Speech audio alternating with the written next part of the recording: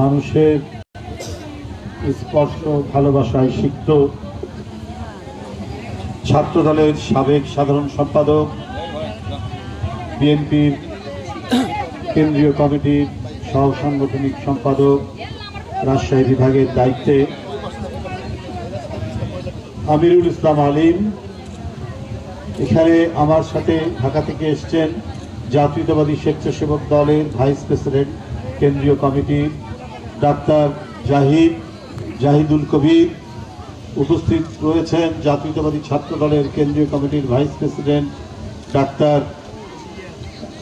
আউয়াল, উপস্থিত রয়েছেন সদ্য সন্তান হারানো শহীদের পিতা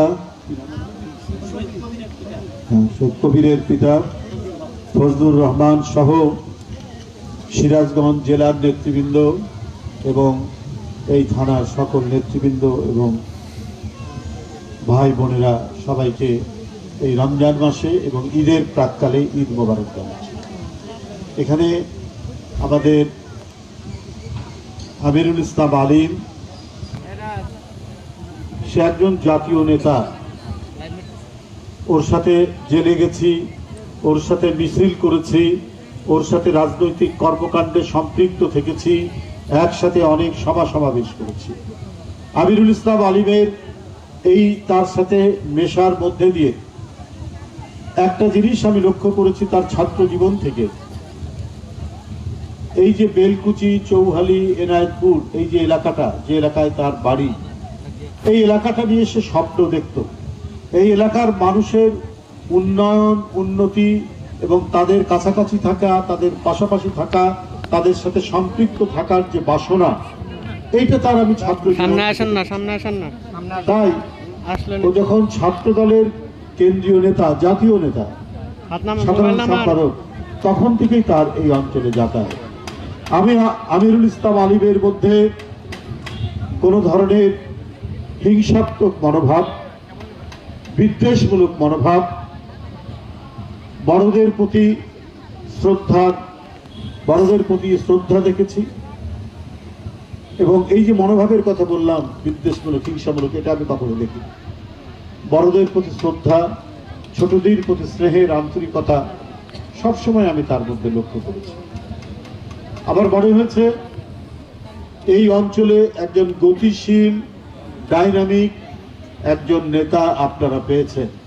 কারণ যে কোনো মুহূর্তে, যে কোনো সময়ে আপনাদের সুখ, দুঃখ এবং সমস্যার সাথে যে নিজেকে ঢেলে দিতে পারবে, যে নিজেকে সম্পৃক্ত রাখতে পারবে।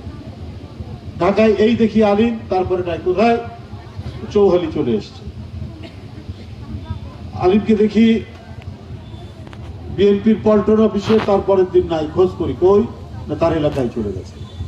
যার মনের মধ্যে, হৃদয়ের মধ্যে এলাকার মানুষ বসবাস করে, সে কখনোই কারো ক্ষতিকারক নেতা হতে পারে না।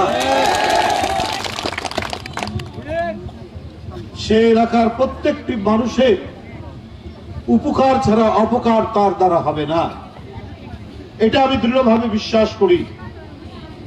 এই যে ঈদ, রমজান, এর আগে আবার 2 বার আসা হয়েছে তার এলাকায়, আরো অনেক নেতারা এসছে। আমরা অনেক সময় বিরক্ত হয়ে আলিম এবার যাব না, কিন্তু আর অনুরোধ উপেক্ষা করতে পারি না, যেতে হয়, আসতে হয়। কারণ সে কোনো না কোনো প্রোগ্রাম করবে, অনুষ্ঠান করবে, কর্মসূচি করবে, এটা তার মনের মধ্যে থাকে। এর আগে কদিন আগে সালাম ভাই এসছে, আরো অনেক নেতা এই এলাকায় এসছেন শুধুমাত্র আলিমের কারণে। আজকেও আমরা দেখছি ঈদ সামগ্রী বিতরণ, ঈদের কাপড় দেওয়া, সমস্ত কিছু নিয়ে সে তার কর্মকাণ্ড শুরু করেছে। বন্ধুরা আমার বিশ্বাস আমিরুল ইসলাম আলিম আগামীতে আপনাদের এই অঞ্চলের সত্যিকার অর্থে প্রতিনিধি হওয়ার যোগ্য।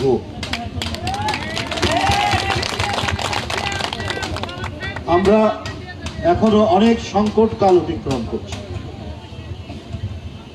যে সংকট আলিমকেও এখানে অতিক্রম করতে হয়। অনেক মিথ্যা অপবাদ তার উপরে দিতে হয়, কিন্তু একটা কথা আছে, আমাদের ধর্মেও আছে, কেউ যদি সঠিক সত্য পথে থাকে তার বিরুদ্ধে আপনি যতই কলঙ্ক লেপন করেন, যত অপবাদ দেন, যত কুৎসা রটান, ওটা কিন্তু টেকে না আলটিমেটলি। আজকে আলিম সিরাজগঞ্জ জেলা বিএনপির সম্মেলন প্রস্তুতি কমিটির আহ্বায়ক, কারণ তার কর্মের কারণে, কারণ তার সব সময় এই এলাকার মধ্যে তার যে ভাবনা চিন্তা এবং তার যে শ্রম, এই কারণে আজকে সে এখানে জেলারও নেতৃত্ব দিচ্ছে। আমি আশা করব তার নেতৃত্বে জেলাতে একটা অত্যন্ত সুন্দর সুষ্ঠু কাউন্সিল এখানে পরিচালিত হবে এবং যোগ্য নেতারাই এখানে উঠে আসবে। বন্ধুরা আমার, আজকে আপনারা দেখবেন আমাদের বিরাট আন্দোলনের ফসল অন্তর্বর্তীকালীন সরকার।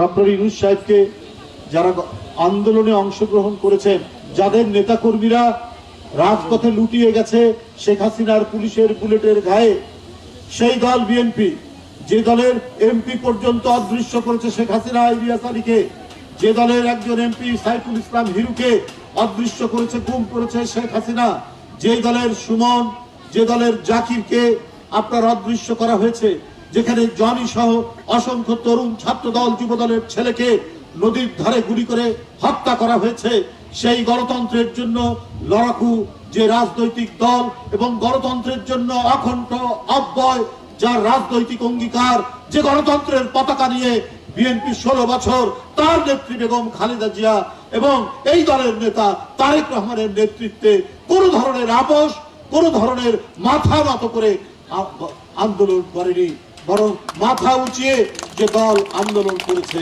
সেই দল বিএনপি।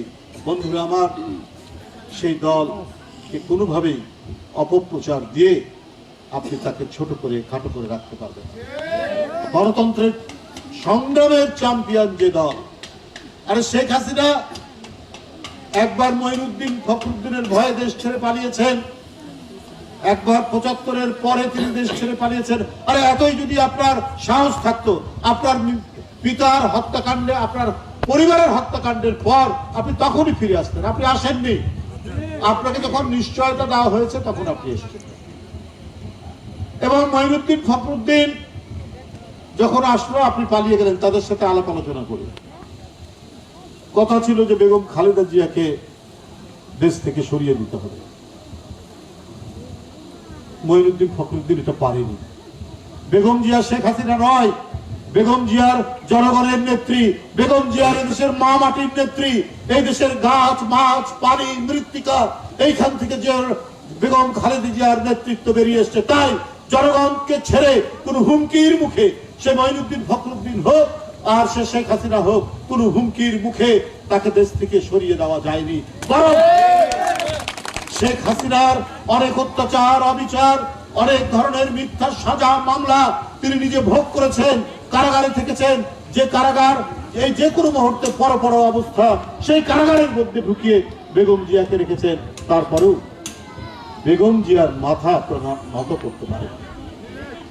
আমরা সেই দল করি, সেই শহীদ রাষ্ট্রপতি জিয়াউর রহমানের দল করি, সেই দেশনেত্রী বেগম খালেদা জিয়ার দল করি, আমরা বিএনপির ভারপ্রাপ্ত চেয়ারম্যান তারেক রহমানের দল, যিনি আজকে 6 বছর এই দলের নেতৃত্ব দিয়ে বেগম জিয়াকে যখন কারাগারে পাঠানো তখন সেই নেতৃত্ব দিয়ে গোটা জাতিকে সংগঠিত করেছে। বাংলাদেশের এমন কোন প্রত্যন্ত অঞ্চল নেই যেখানে তারেক রহমানের বক্তব্য শোনা যায়নি, শোনা গেছে। কারণ তারেক রহমান কে? শহীদ জিয়ার জ্যেষ্ঠ পুত্র, বেগম খালেদা জিয়ার জ্যেষ্ঠ পুত্র। তার মাথা তো আপনি নত করতে পারবেন না, যার পিতা হচ্ছেন স্বাধীনতার ঘোষণা দিয়েছেন, যার মা গণতন্ত্রের চ্যাম্পিয়ন, বারবার গণতন্ত্রকে পুনরুদ্ধার করেছে। আজকে কেউ কেউ সরকারের, বর্তমান অন্তর্বর্তী সরকারের যারা অত্যন্ত ঘনিষ্ঠ, আমাদেরও ঘনিষ্ঠ, আমরা বলবো না, অনেকে বলেন গণপরিষদ আগে দিতে হবে। কেন ভাই? বাংলাদেশ কি বিচ্ছিন্ন হয়ে গেছিল যে গণপরিষদ দিতে হবে? গণপরিষদ তখনই দেয় যখন একটি দেশ যখন স্বাধীন হয়, স্বাধীন হওয়ার পর যে দেশে কোনো আইন থাকে না, সংবিধান থাকে না, সরকার থাকে না, তখন সেখানে একটি গণপরিষদ করে সংবিধান রচনা করা হয়, সরকার গঠন কারা করবেন সেগুলো করা হয় গণপরিষদ দ্বারা। আমাদের এই দেশ এই ভূখণ্ড তো পেয়েছি 1971 সালে 16 ডিসেম্বর 9 মাস যুদ্ধ করে। তাহলে গণপরিষদের কথা কেন বলা হচ্ছে? তারা বলতে চাচ্ছে আলিম এখানে একটা বক্তব্য রেখেছেন কোন একটি রাজনৈতিক দলকে নিয়ে, তাদের 71 সালের ভূমিকা নিয়ে প্রশ্ন আছে। তাদের রাজনৈতিক দল 71 সালে অপরাধ করেছেন বলে মনে করে এখন 71-এর স্মৃতি ভুলিয়ে দিতে চান আপনারা? 71 তো একটা বড় অর্জন এই জাতির, এই জাতির অর্জনকে ভুলিয়ে দিতে চান কেন? যে দ্বিতীয় স্বাধীনতার কথা বলেন, গণপরিষদের কথা বলেন, এগুলো যারা 71-এ যাদের ভূমিকা অত্যন্ত বিতর্কিত ছিল এবং যাদের রাজনৈতিক দল 71 সালে বিতর্কিত ভূমিকা, অপরাধমূলক ভূমিকা পালন করেছেন, তারা না হয় তাদের সেই স্মৃতিকে ভুলিয়ে দেওয়ার জন্য এখন এই কথা বলছে। কিন্তু আজকে যারা বৈষম্য বিরোধী ছাত্র নেতা ছিলেন, নতুন নতুন রাজনৈতিক দল যারা করছেন, তাদের মুখ থেকে এই কথা বললে আমাদের কাছে কিন্তু এক ধরনের বড় প্রশ্ন দেখা দেয়। আপনারা কার কথায় কান দিয়ে এই সমস্ত কথা বলছেন? এই সমস্ত কথা বলা ঠিক হবে না। সংস্কারের কথা বলে আপনারা লুকোচুরি খেলছেন জনগণের সাথে। একবার বলেন ডিসেম্বর, একবার বলেন মার্চ, একবার বলেন জুন। কেন এই লুকোচুরি খেলা? অন্তর্বর্তীকালীন সরকার কেন এই লুকোচুরি করছেন? একবার বললেন যে ডিসেম্বরেই হবে, আবার বলছেন মার্চ, আবার জুন, আবার ডিসেম্বর। এটা কেন? সংস্কার তো চলমান প্রক্রিয়া। সংস্কার তো করবে এর আইনি প্রক্রিয়া, এটা করবে জনগণের দ্বারা নির্বাচিত যে সংসদ, এবং যারা সরকারে আসবে তারা সংস্কারকে আইনীকরণ করবে। আপনারা সংস্কারের একটা প্রস্তাব দিতে পারেন। এদিকে 5ই আগস্ট থেকে 5 মাস, আর এদিকে যদি ডিসেম্বরও আমরা ধরি, তাহলে 1 বছর 5 মাসের মধ্যে কি কি সুপারিশ করা যায়, তো সেটা কি করা যায় না? সেটা তো নিশ্চয়ই করা যায়। তারপরে বিচারের কথা বলছেন। আওয়ামী লীগের যারা দোষর, যারা অন্যায় অপরাধ করেছে, যারা শিশু মাসুম বাচ্চাকে যারা হত্যা করেছে, যারা মুগ্ধকে হত্যা করেছে, যারা রংপুরের আবু সাইদকে হত্যা করেছে, যারা আহনাফকে হত্যা করেছে, এই হত্যাকারীদের বিচার কতদিন লাগবে? ওয়াসিফ, ফাইয়াজ, এই সমস্ত তরুণ বাচ্চা, কেউ ইন্টারমিডিয়েটে পড়ে, কেউ ক্লাস 10-এ পড়ে, যাদেরকে র্যাব গুলি করেছে, যাদেরকে পুলিশ গুলি করেছে, যাদেরকে হেলিকপ্টার থেকে গুলি করা হয়েছে, যে রক্তাক্ত জলস্রোত তৈরি করা হয়েছিল, রক্তস্রোত যেটা বইয়ে দিয়েছিল শেখ হাসিনা, তাদের বিচার করতে এত সময় লাগবে কেন? আর ওই বিচারের নাম করে জনগণের অধিকার কেন কেড়ে নিচ্ছেন?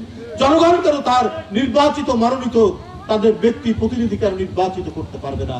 নানা কথা বলছেন যে আন্দোলন কি হয়েছে, কি বলে যে নির্বাচনের জন্য। অবশ্যই গণতন্ত্র কেড়ে নিয়েছিল শেখ হাসিনা, ভোটারদেরকে ভোট কেন্দ্রে যেতে দেয়নি, ভোট কেন্দ্রে গরু বাছুর কুকুর ঘুরে বেরিয়েছে। এই কারণে এই হারানো অধিকার ফিরে পাওয়ার জন্যই তো আন্দোলন সংগ্রাম, এবং এটা তো গণতন্ত্রের অপরিহার্য অংশ। তো কেন আপনার নির্বাচন দেরি হবে? কেন নির্বাচনকে নিয়ে আপনারা গড়িবসি করবেন? এটা তো করা ঠিক হবে না। আজকে অন্তর্বর্তীকালীন সরকারের যত দায়িত্ব, সেই দায়িত্ব পালন না করে আপনারা শুধু এইদিকে মনোযোগ দিচ্ছেন, এত কিছু, আর নিজেদের কাজ সেটা তো করছেন না। আজকে পরিবেশ দিনকে দিন আরো খারাপ হচ্ছে। আপনাদের সময় তো আরো ভালো হওয়ার কথা। আপনার ঢাকা শহরে আজকেই দেখলাম পত্রিকায় অনেক মাঠ, যে মাঠ ক্লাব বানানো হচ্ছে, অথচ এই মাঠগুলো সরকারের নিয়ন্ত্রণে আনার কথা। অনেক পুকুর ভরাট করা হচ্ছে, যে পুকুরগুলো পরিবেশের জন্য অত্যন্ত জরুরি। কই এগুলোর ব্যাপারে তো আপনারা কোনো পদক্ষেপ নিচ্ছেন না। মাঠ কি করে বিভিন্ন ক্লাবের দখলে চলে যায়? এরকম বহু কাজ, বহু কর্মকাণ্ড আছে। আমরা বলেছি আমরা আপনাদেরকে সমর্থন করব, কিন্তু যে কাজগুলো আপনারা মানে অন্যায় করবেন বা জনগণ বিরোধী কাজের, আমরা তো সেটা সমালোচনা করবই। আজকে চালের, আপনার যেটা খাবার চাল, একটু সরু চাল, তার দাম 85 টাকা হতে পারে। একজন রিক্সাওয়ালা কয় টাকা তার ইনকাম সারাদিনে? একটা মোটা চাল সেটা 65 থেকে 67 টাকা। কেন? আজকে রোজার মাস, মানুষ একটু ভালো খেতে চায়। একটা ব্রয়লার মুরগি তার প্রতি কেজিতে 10 টাকা করে দাম বাড়ছে। তো এগুলো তো সমালোচনা হবেই। তো সেগুলোর দিকে আপনারা নজর দেন। আপনার সিন্ডিকেট ভাঙুন। আপনার আওয়ামী লীগের দোসররা আজকে বাজার নিয়ন্ত্রণ করে। আওয়ামী লীগের দোসররা আজকে হাট ঘাট মাঠ টার্মিনাল তারা দখল করছে। বিভিন্ন জায়গায় তারা, তাদের কাছে প্রচুর কালো টাকা আছে, আর ওই কালো টাকা তারা ছড়াচ্ছে বিভিন্ন ভাবে। কই আপনার প্রশাসন এদের বিরুদ্ধে কোনো ব্যবস্থা নেয় না? সেটা না নিয়ে বিএনপি, আমি কুমিল্লার মুরাদনগরে বিএনপির যুবদল, শ্রমিক দল, বিএনপির নেতাদেরকে গ্রেপ্তার করা হচ্ছে। কারণ মুরাদনগরে সরকারের একজন শক্তিশালী মানুষ আছে। সেই মানুষের কথায় এসপি এবং মুরাদনগরের ওসিরা উঠা বসা করে।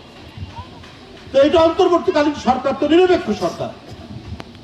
সেই সরকারের কোন ব্যক্তি তার কথাই যদি পুলিশ উঠা বসা করে এবং বিএনপির নেতা কর্মীকে গ্রেপ্তার করে, তাহলে তো হাসিনার চেয়ে পার্থক্য কি থাকলো এই সরকারের?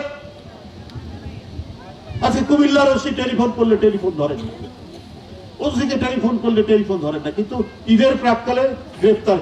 শেখ হাসিনা যেমন ঈদের প্রাককালে আপনার পুলিশকে দিয়ে গ্রেপ্তার বাণিজ্য করাতো, ধরে ফেলতো রাস্তাঘাট থেকে যুবদল ছাত্র দলের ছেলেদেরকে ধরে নিয়ে টাকা দিলে ছেড়ে দিত, টাকা না দিলে জেলে দিত, আবার জেলখানা থেকে জেল গেট পার হলে পরেই আবার রিঅ্যারেস্ট করতো যদি টাকা দিতে না পারে। এই বাণিজ্যই তো শেখ হাসিনা করে এই দেশটাকে এক জঘন্যতম পরিস্থিতির মধ্যে নিয়ে গিয়েছে। তো সেই অনাচারের পুনরাবৃত্তি ডক্টর ইউনূস সাহেবের সরকারের সময় কেন হবে? এটাই আজকে জনগণের প্রত্যাশা, এটাই আজকে জনগণের বড় প্রশ্ন। বন্ধুরা আমার, বক্তব্য আমি দীর্ঘায়িত করতে চাই না। আজকে অনেকে রোদের মধ্যে, আমি এটাই দেখছি ভয়ঙ্কর রোদ। এখানে যারা অত্যন্ত স্বল্প আয়ের মানুষ, যাদেরকে ঈদ সামগ্রী, কাপড়, শাড়ি তাদেরকে দেওয়ার বন্দোবস্ত করেছেন আমাদের আলিম, আমিরুল ইসলাম আলিম, আপনাদের এলাকার নেতা। আপনাদের আজকের এই অনুষ্ঠান যাতে অত্যন্ত সুন্দর হয়, আপনাদের সামনের ঈদ যাতে আনন্দদায়ক হয়, এই কামনা করে আমার বক্তব্য।